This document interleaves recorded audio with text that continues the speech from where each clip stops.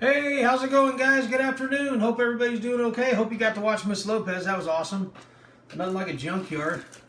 I loved junkyards as a kid. Very cool, very cool. Glad you could be with us again today. We'll go ahead and get started. Remember, guys, we were reading a book called The One and Only Ivan. I don't know if you guys remember or you didn't tune in, but Ivan's a big silverback gorilla. And he lives at Exit 8, the Big Top Mall. So he lives in a three-sided glass an enclosure. They all call them domains. And his has three sides glass. He's got a television in there and all kinds of stuff in there. And then he's got some friends he's been hanging out with. Of course, Mac, and then Stella, which seems to be his best friend. She's a little elephant. Of course, she has a hurt foot. She used to perform before, but now she can't perform anymore because she hurt her foot. Anyhow, so let's go ahead and read. We left off yesterday, but we're gonna go right into reading. And this chapter is called A Plan. It's been 2 days since anyone's come to visit. Mac is in a bad mood. He says we are losing money hand over fist. He says he's going to sell the whole lot of us.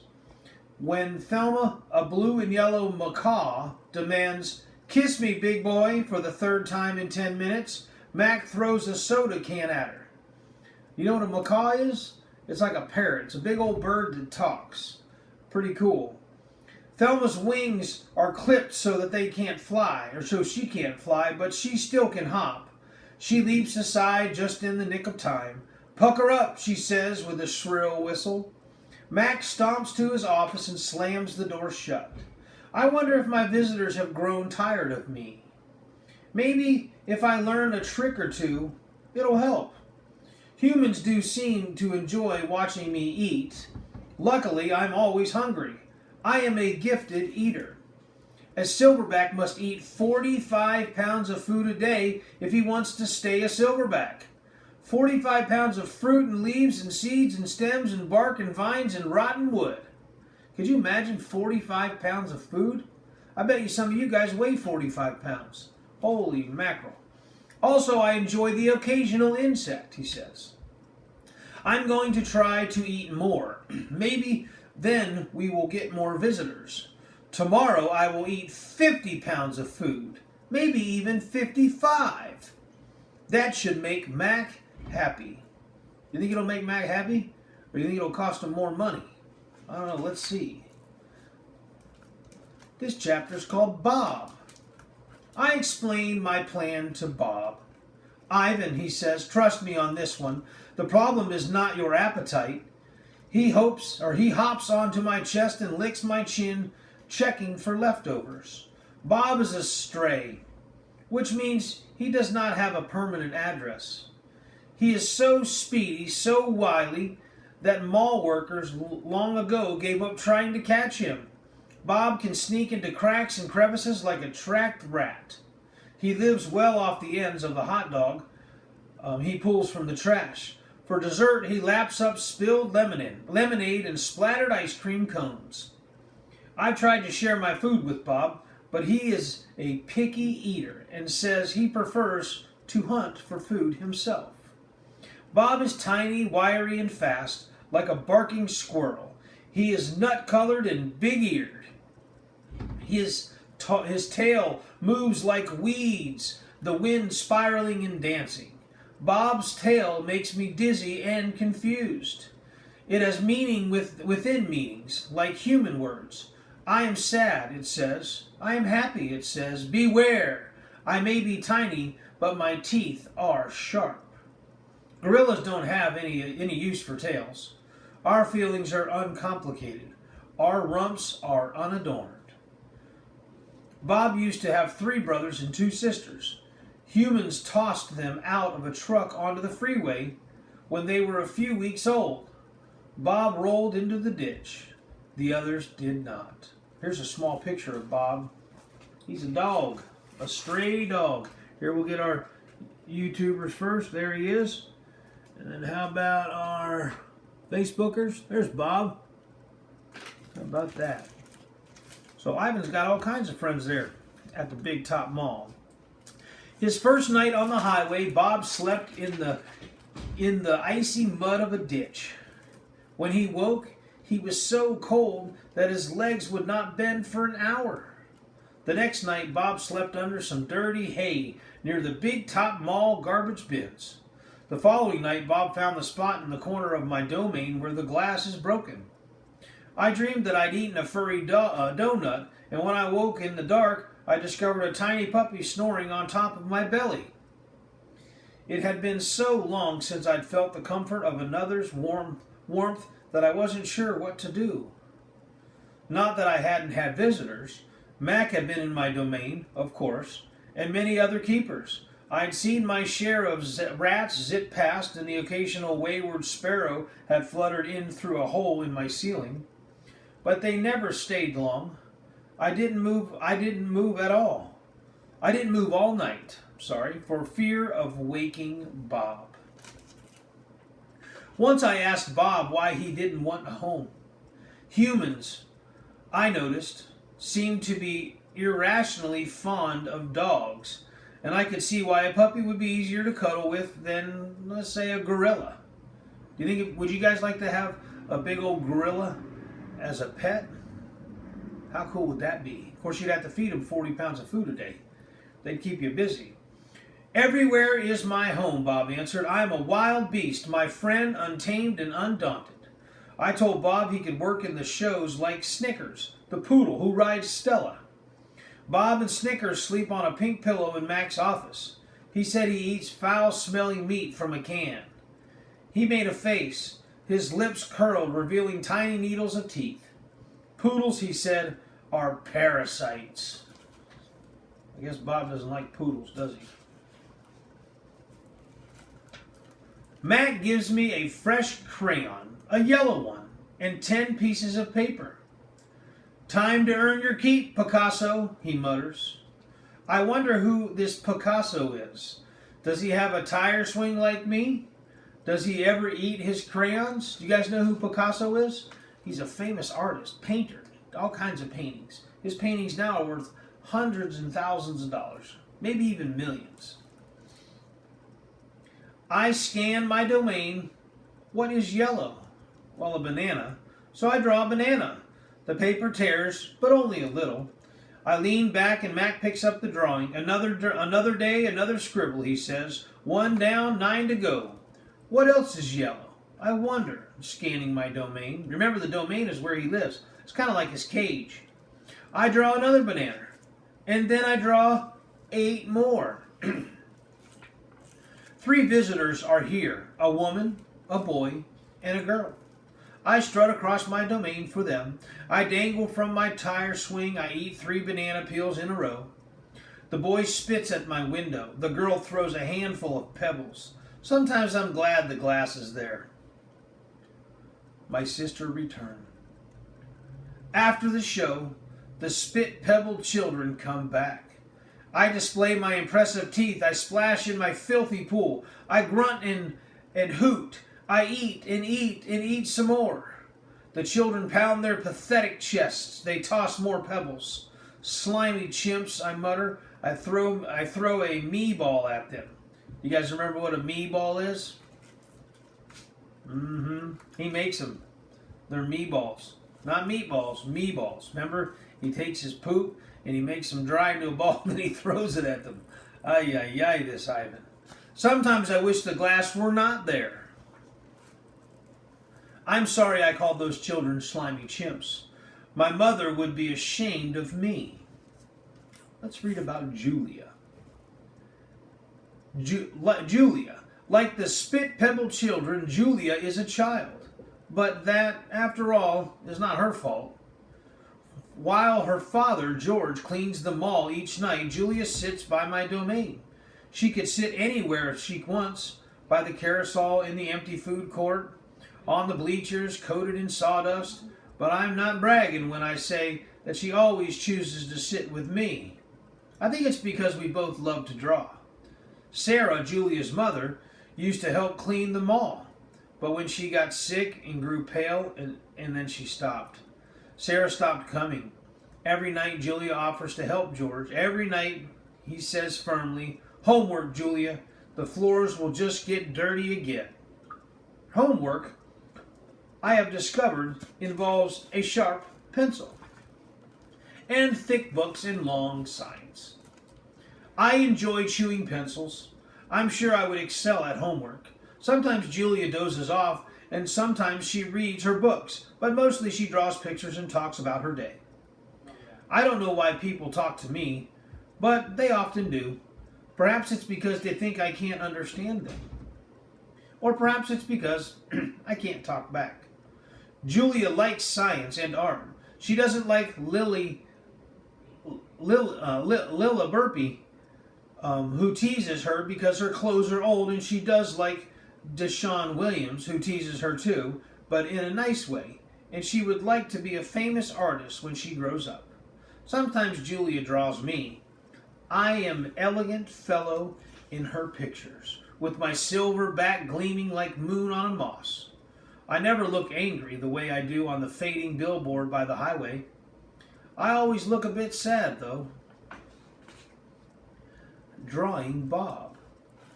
I love Julia's pictures of Bob. She draws him flying across the page, a blur of feet and fur. She draws him motionless, peeking out from behind a trash can or the soft hill of my belly. Sometimes in her drawings, Julia gives Bob's wings or a lion's mane. Once she gave him a tortoise shell. But the best thing she ever gave him wasn't a drawing. Julia gave Bob his name. For a long time, no one knew what to call Bob. Now and then, a mall worker would try to approach him with the tidbit. "Here, doggy," they'd call, holding out a French fry. "Come on, Pooch," they'd say. "How about a little piece of sandwich?" But he would always vanish into the shadows before anyone could get too close. One afternoon, Julia decided to draw the little dog curled up in the corner of my domain. First, she watched him for a long time, chewing on her thumbnail. I could tell she was looking at him, you know, the way an artist looks at the world when she's trying to understand it. Finally, she grabbed her pencil and set to work. When she was finished, she held up the page. There he was, the tiny, big-eared dog. He was smart and cunning, but his gaze was wistful. Under the picture, there were 3 bold, confident marks circled in black. I was pretty certain it was a word, even though I couldn't read it. Julia's father peered over her shoulder. "That's him exactly," he said, nodding. He pointed to the circled marks. "I didn't realize his name was Bob," he said. "Me either," said Julia. She smiled. "I had to draw him first." So she had to draw him first to be able to name him. Bob and Julia. Let's look at that picture. There's a picture right there. Not too many. There you go, YouTubers, Facebookers. Bob and Julia. See him sitting on a bench? Bob will not let humans touch him. He says their scent upsets his digestion. But every now and then I see him sitting on Julia's feet. Her fingers move gently just behind his right ear. Now let's talk about Mac. Usually Mac leaves after the last show, but tonight he is in his office working late. When he's done, he stops by my domain and stares at me for a long time while he drinks from a broken bottle. George joins him, broom in hand, and Mac says the things he always says. "How about that game last night?" And "Business has been slow, but it'll get better, you'll see. And don't forget to empty the trash." Mac glances over at the picture Julia's drawing. "What are you making?" he asks. "It's for my mom," Julia says. "It's a flying dog." She holds up her drawing, eyeing it critically. She likes airplanes and dogs. Mac murmurs, sounding unconvinced. He looks at George. "How's the wife doing anyways?" "About the same," George says. "She has good days, and bad days." "Yeah, don't we all?" Mac says. Mac starts to leave, then pauses. He reaches into his pocket and pulls out a crumpled green bill and presses it into George's hand. "Here," Mac says with a shrug. "Buy the kids some more crayons." Mac is already out the door before George can yell thanks. not sleepy. Let's see what this chapter's about. Stella, I say after Julia and her fathers go home, I can't sleep. Of course you can, she says. You are thinking of sleepers. Shh, Bob says from his perch on my belly. I'm dreaming about chili fries. I'm tired, I say, but I'm not sleepy. What are you tired of? Stella asks. I think for a while. It's hard to put it into words. Gorillas are not complainers. We're dreamers, poets, philosophers, and nap takers. I don't know exactly. I kick my tire swing. I think I may be a little tired of my domain. He wants to move, you think? That's because it's a cage, Bob tells me. Bob is not always tactful. I know, Stella says. It's a very small domain, and you're a very big gorilla, Bob adds. Stella, I ask, yes. I notice you were limping more than usual today. Is your leg bothering you? Just a little, Stella answers. I sigh, and Bob resettles. His ears flick. He drools a bit, but I don't mind. I'm used to it. Try eating something, Stella says, that always makes you happy. I eat an old brown carrot. It doesn't help, but I don't tell Stella. She needs to sleep. You could try remembering a good day, Stella suggests. That's what I do when I can't sleep. Stella remembers every moment since she was born. Every scent, every sunset, every slight, every victory. You know, I can't remember much, I say. There's a difference. Stella says gently between can't remember and won't remember. That's true, I admit. Not remembering can be difficult, but I have a lot of time to work on it. Memories are precious, Stella adds. They help tell us who we are. Try remembering all your keepers. You always liked Carl, the one with the harmonica. Carl, yes, I remember how he gave me a coconut when I was still a juvenile. It took me all day to open it. I tried to recall other keepers I've had known, the humans, who cleaned my domain and prepared my food and sometimes kept me company. There was Juan, who poured Pepsis into my waiting mouth, and Katrina, who used to poke me with a broom when I was sleeping, and Ellen, who sang, How much is that monkey in the window, with a sad smile while she scrubbed my water bowl. And there was Gerald, who once brought me a box of fat, sweet strawberries. Gerald was my favorite keeper. I haven't had a real keeper in a long time. Max says he doesn't have the money to pay for an 8 babysitter. These days, George cleans my cage and Mac is the one who feeds me. When I think about all the people who have taken care of me, mostly it's Mac. I recall, day in and day out, year after year after year, Mac, who bought me and raised me, and says, I'm no longer cute. As if a silverback could ever be cute. Moonlight falls on the frozen carousel, on the silent popcorn stand, and on the stall of leather belts that smells like long-gone cows. The heavy work of Stella's breathing sounds like the wind in the trees, and I wait for sleep to find me. Must be lonely in that domain or that cage. Good thing he's got some friends, but it sounds like he doesn't want to be there anymore. Or at least he wants a different cage or domain. The beetle. Let's read about the beetle. Matt gives me a new black crayon and fresh pile of paper. It's time to work again. I smell the crayon, roll it in my hands, press the sharp point against my palm. There's nothing I love more than a new crayon. I search my domain for something to draw. What is black? Well, an old banana peel would work, but I've eaten them all. Not tag is brown. My little pool is blue. The yogurt raisin I'm saving for this afternoon is white, at least on one side. Something moves in the corner. I have a visitor. A shiny beetle has stopped by. Bugs often wander through my domain on their way to somewhere else. Hello, beetle, I say. He freezes, silent.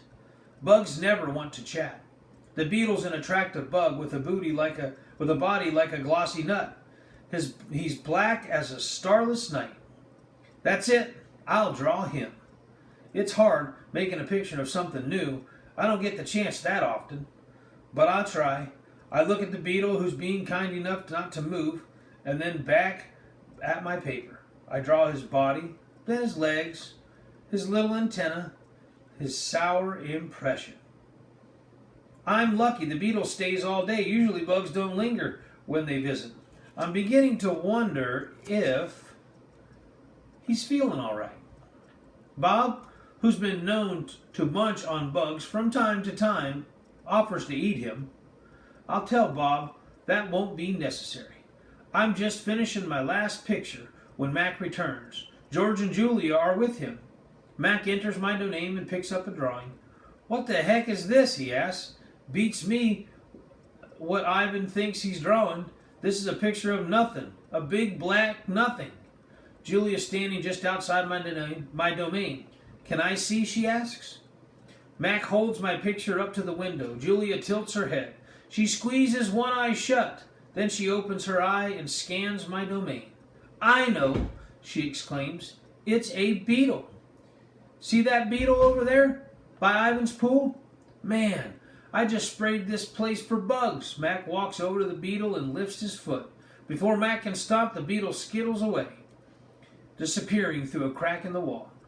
Mac turns back to my drawing. So you figure this is a beetle, huh? If you say so, kid. Oh, that's a beetle for sure, Julia says, smiling at me. I know a beetle when I see one. It's nice, I think, having a fellow artist around.